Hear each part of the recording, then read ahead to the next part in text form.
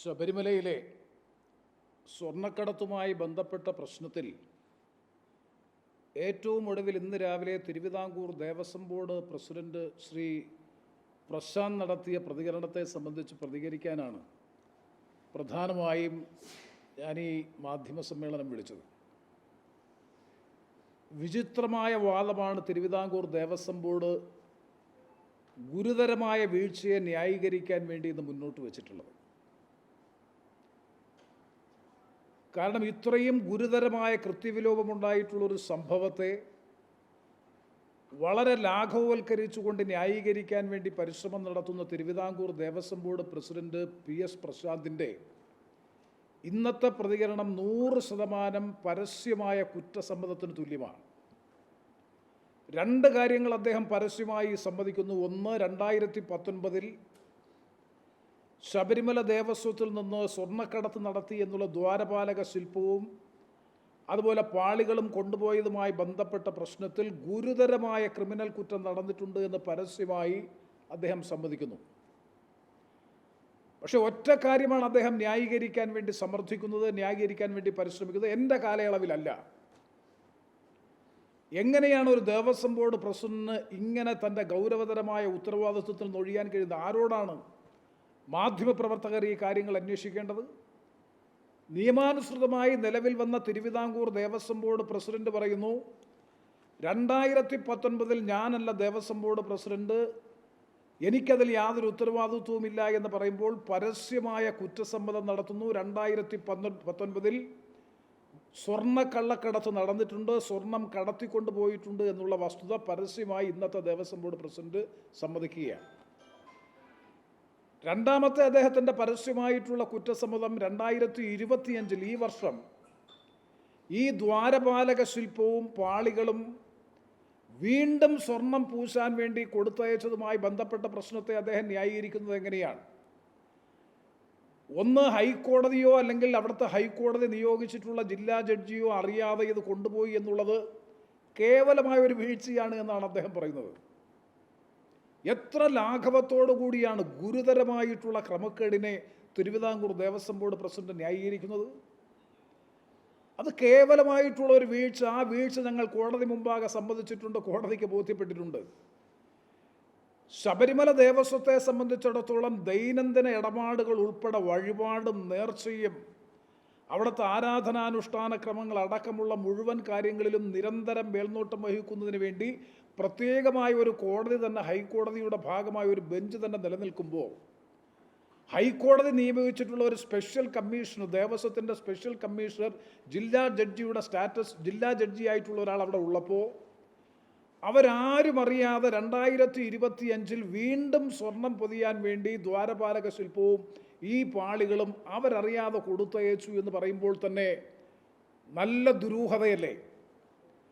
അതിനെ എങ്ങനെയാണ് Thiruvithamkoor Devaswom board president ന്യായീകരിക്കുന്നത്? കുറ്റസമ്മതം നടത്തിയതുകൊണ്ട് കുറ്റകൃത്യത്തിൽ നിന്ന് ഒഴിയാൻ കഴിയുമോ?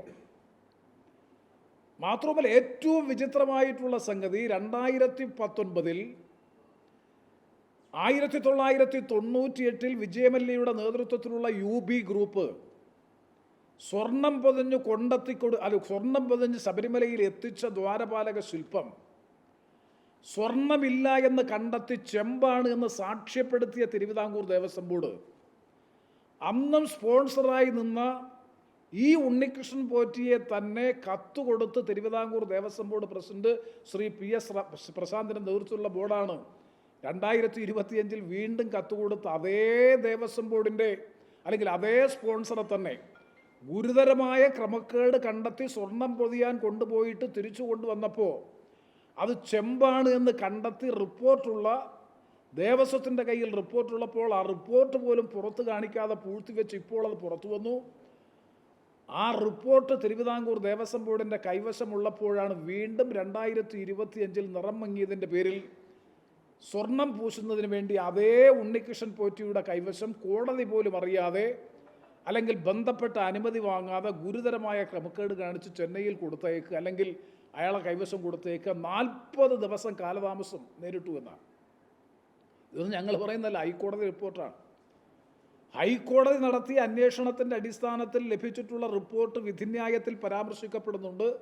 40 ദിവസം എടുത്തു ഇതവിടെ എത്തുന്നതിന് വേണ്ടി എന്ന് പറയുമ്പോൾ ആരുടെ കാലയളവിലാണ് നടന്നത്? PS പ്രശാന്ത് എന്ന് പറഞ്ഞ ദേവസ്വം ബോർഡ് പ്രസിഡന്റ് കാലയളവിൽ നടന്ന ഗുരുതരമായ ക്രമക്കേടല്ലേ? ഇതിനാര് അക്കൗണ്ടബിൾ ആകും? അപ്പം 2019 ഗുരുതരമായ ക്രമക്കേടുണ്ട് എന്ന് കണ്ടെത്തി, സ്വർണത്തിൻ്റെ ഭാഗത്ത് ചെമ്പാണ് എന്ന് കണ്ടെത്തി, അത് ചെയ്ത അതേ സ്പോൺസർ എന്ന പേരിൽ അറിയപ്പെടുന്ന ഉണ്ണികൃഷ്ണൻ പോറ്റിയെ തന്നെ വീണ്ടും തിരുവിതാംകൂർ ദേവസ്വം ബോർഡ് 2025 കത്തുകൊടുത്ത് വിളിച്ചു വരുത്തി വീണ്ടും ഇത് ഏൽപ്പിക്കുക എന്ന് പറഞ്ഞാൽ കള്ളനെ കാവലേൽപ്പിക്കുന്നതിന് തുല്യമല്ലേ? ആ കള്ളനെ കാവലേൽപ്പിച്ച തിരുവിതാംകൂർ ദേവസ്വം ബോർഡിൻ്റെ പ്രസിഡന്റ് ആരാ? ശ്രീ PS പ്രശാന്ത് അല്ലേ? ആരാ ദേവസ്വം മന്ത്രി? ശ്രീ VN വാസവനല്ലേ? നിങ്ങൾക്കിതിനകത്ത് ഉത്തരവാദിത്വമില്ലേ? 2019 ശ്രീ കടകംപള്ളി സുരേന്ദ്രനും ശ്രീ A പത്മകുമാറും തിരുവിതാംകൂർ ദേവസ്വം മന്ത്രിയും ബോർഡ് പ്രസിഡന്റുമായിരുന്നു, അവർക്ക് ഉത്തരവാദിത്വമുണ്ട് എന്ന് പരസ്യമായി പറയുമ്പോൾ PS പ്രശാന്തിനും VS വാസവനും ഉൾപ്പെടെയുള്ള ഇന്നത്തെ ഭരണകർത്താക്കൾക്ക് എങ്ങനെയാണ് ഇതിൻ്റെ ഉത്തരവാദിത്വത്തിൽ നിന്ന് ഒഴിഞ്ഞു നിൽക്കാൻ കഴിയുക? അതാണ് ഞാൻ പറഞ്ഞ വിചിത്രമായ വാദമാണ്. പരസ്യമായ കുറ്റസമ്മതം നടത്തിയ PS പ്രശാന്തിന് തൽസ്ഥാനത്ത് തുടരാനുള്ള അവകാശമില്ല.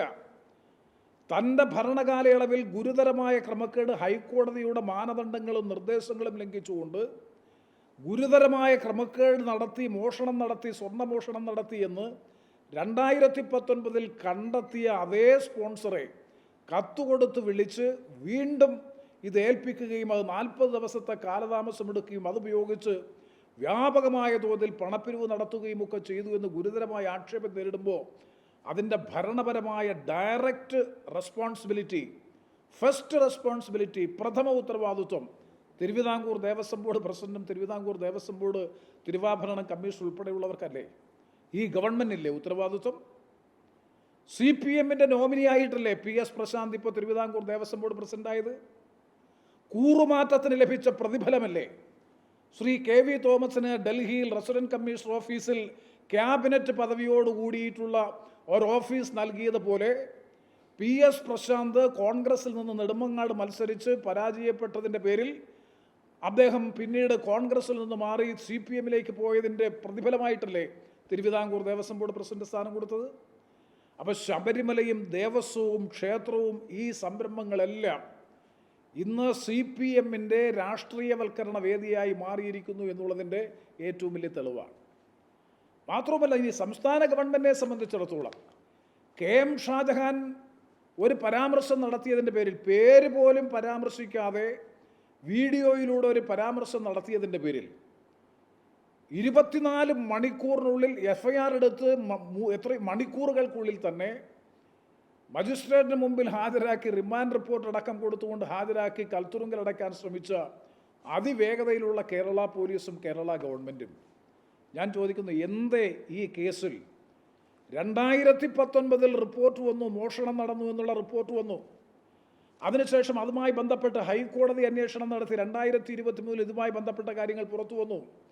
ഇപ്പോൾ വിവാദപരമായിട്ടുള്ള റിപ്പോർട്ടിൻ്റെ അടിസ്ഥാനത്തിൽ കാര്യങ്ങൾ ഇത്രയും പബ്ലിക് ഡൊമൈനിൽ വന്ന് ഇത്ര ദിവസം കഴിഞ്ഞിട്ടും ഒരു ഗുരുതരമായ ക്രിമിനൽ കുറ്റം, തെഫ്റ്റ് ഉൾപ്പെടെ, റോബറി എന്ന് വേണമെങ്കിൽ പറയാം, അങ്ങനെ ഒരു ഗുരുതരമായ ക്രിമിനൽ കുറ്റമുണ്ടായിട്ടും എന്തുകൊണ്ട് സംസ്ഥാന ഗവൺമെൻറ് ഒരു FIR ഇട്ട് കേസെടുത്ത് FIR രജിസ്റ്റർ ചെയ്ത് അന്വേഷണം നടത്തുന്നില്ല?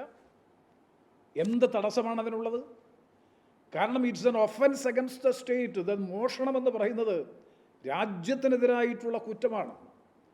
അപ്പോൾ അതാണ് ഇന്ത്യൻ ശിക്ഷാ നിയമവും ക്രിമിനൽ പ്രൊസീജിയർ കോഡും അനുസരിച്ച് എന്തുകൊണ്ട് ഇത്രയും വിവരം ലഭ്യമായിട്ട് പോലും ഇതിനെ സംബന്ധിച്ച് ഒരു FIR രജിസ്റ്റർ ചെയ്ത് അന്വേഷണം നടത്താൻ എന്തുകൊണ്ട് കേരള പോലീസും ആഭ്യന്തര വകുപ്പും ഗവൺമെൻറ് തയ്യാറാകുന്നില്ല?